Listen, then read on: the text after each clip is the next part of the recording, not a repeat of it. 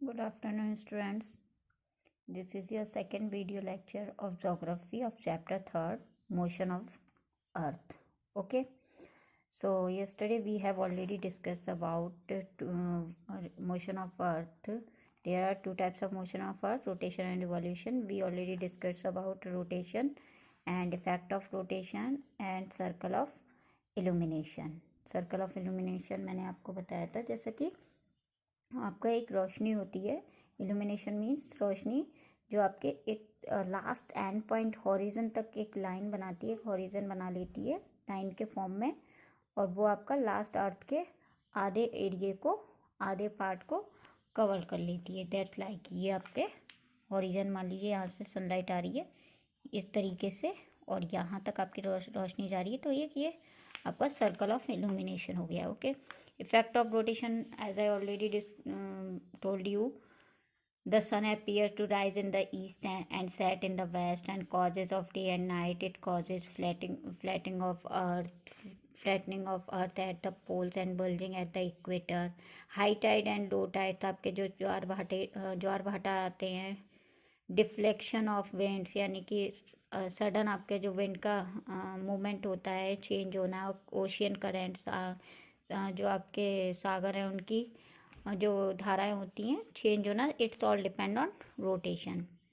Now we are moving to our next topic, revolution. Okay, what is next revolution? It is the second condition of motion of earth. There are two condition, two types of motion of earth: rotation and revolution. Okay, and leap year and effect of revolution. So this figure I will discuss later. Firstly, you understand revolution. Earth not only rotate on its axis, it also revolves around the sun at the same time. This motion of earth around the sun along a fixed path from west to east is called a revolution. The fixed path along which earth revolves around the sun is called orbit. क्या कह रहा है? Earth not only rotate on its axis. Earth जो आया है आपकी, ये only axis पर, वो ओनली एक्सिस पर नहीं रोटेट करती है, घूमती है इस तरीके से। Okay, west to east. Even वो अपने एक ऑर्बिट पर भी घूमती है, revolve around the sun, around sun के चारों तरफ भी वो ऑर्बिट पर घूमती है, रोटेट के साथ साथ। And the motion of earth around the sun belong a fix path from west to east. जो एक ये पाथ बना हुआ है जिस पे अर्थ रोटेट करती है, ये आपका क्या कहलाता है? ऑर्बिट। क्या कहलाता है? ऑर्बिट, जिसे हम पाथ कहते हैं, पथ कहते हैं। ओके, ये आपका अर्थ आपकी टिल्ट है थोड़ी सी, ये आपका इक्वेटर है, it is equator earth equator. And यहाँ आपको मैंने सर्कल ऑफ इल्यूमिनेशन शो करने की कोशिश की है। Slowly earth revolve like this and move from here to here and इस तरीके से अर्थ आपका एक फिक्स पाथ पर रिवॉल्व करती है, उसे हम ऑर्बिट करते हैं। The orbit is elliptical in shape. जो आपका ऑर्बिट है वो किस शेप में है?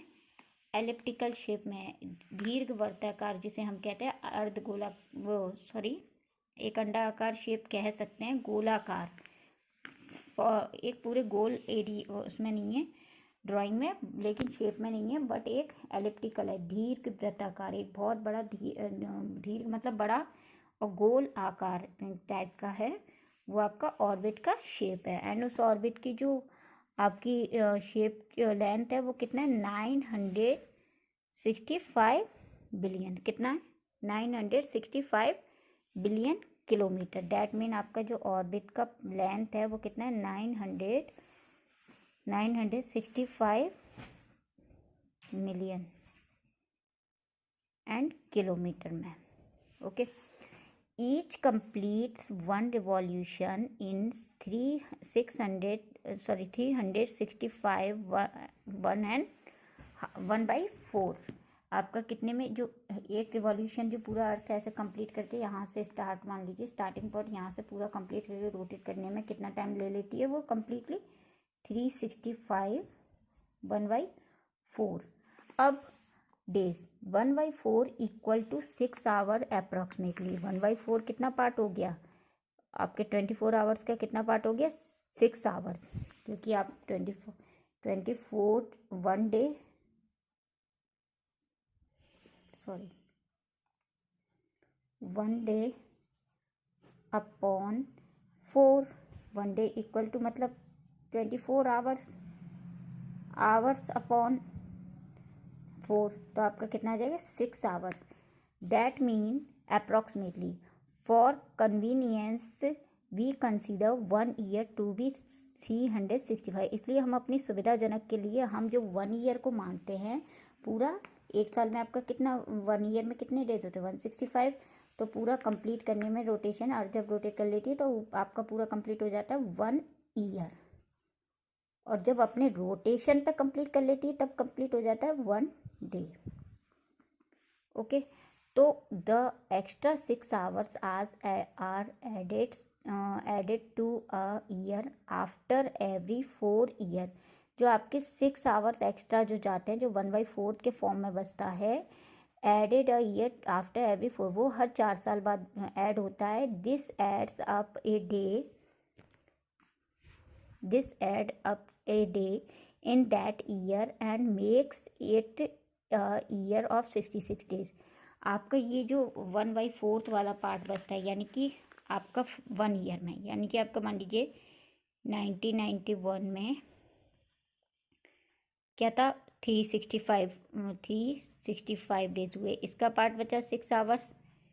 1992 में 365 डेज, इसका पार्ट बचा 6 आवर्स। एंड 1993 में 365 डेज, इसका पार्ट बचा 6 आवर्स।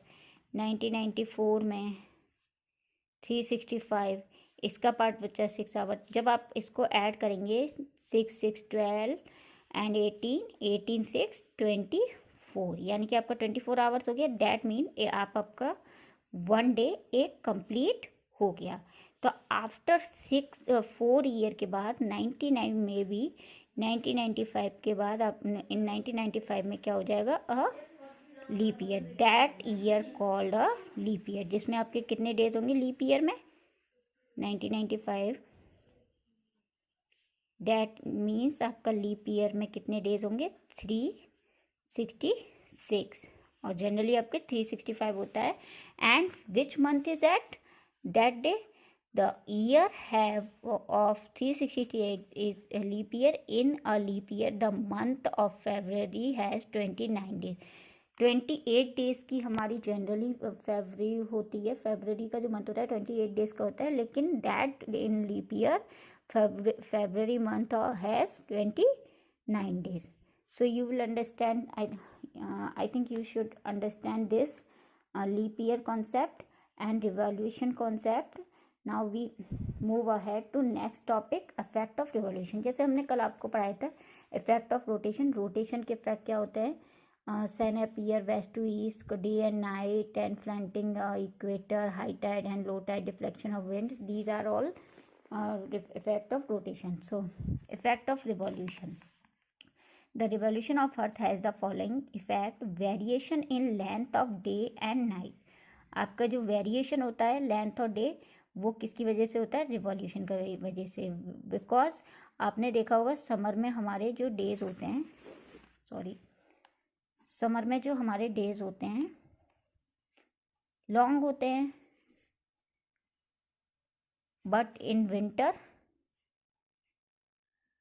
विंटर डेज हमारे शॉर्ट होते हैं।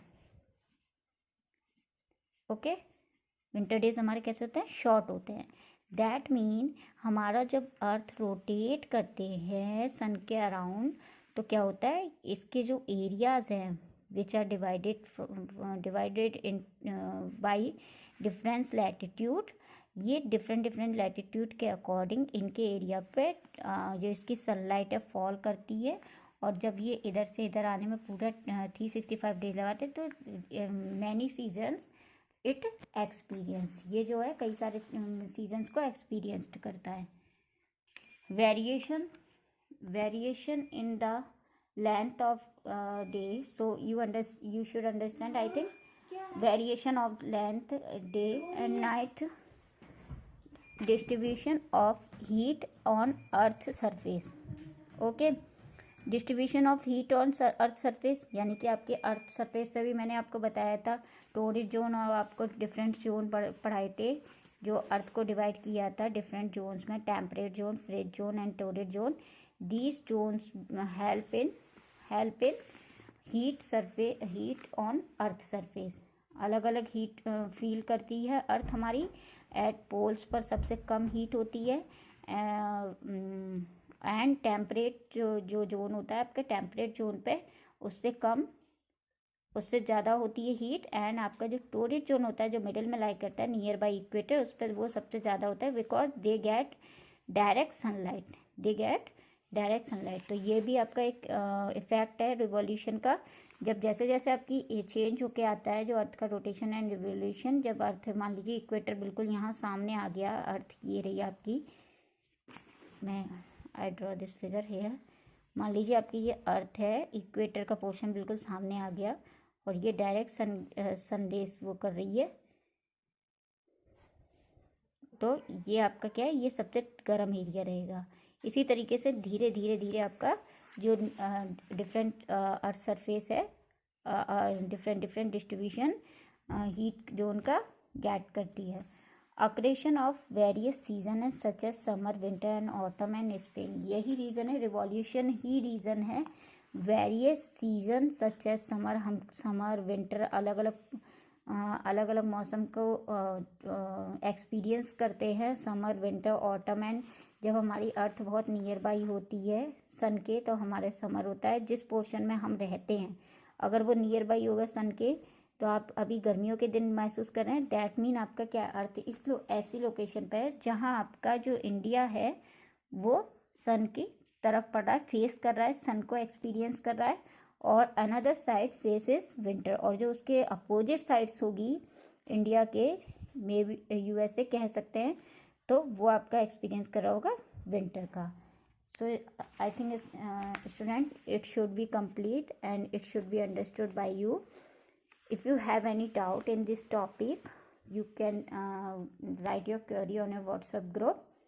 I will send your assignment. You will have to do these all assignment in your notebook with sequentially, and whenever you will come school, then I will check all these assignment in your any notebook, but sequentially in good writing and in proper manner way. Thank you class. Stay home, stay safe.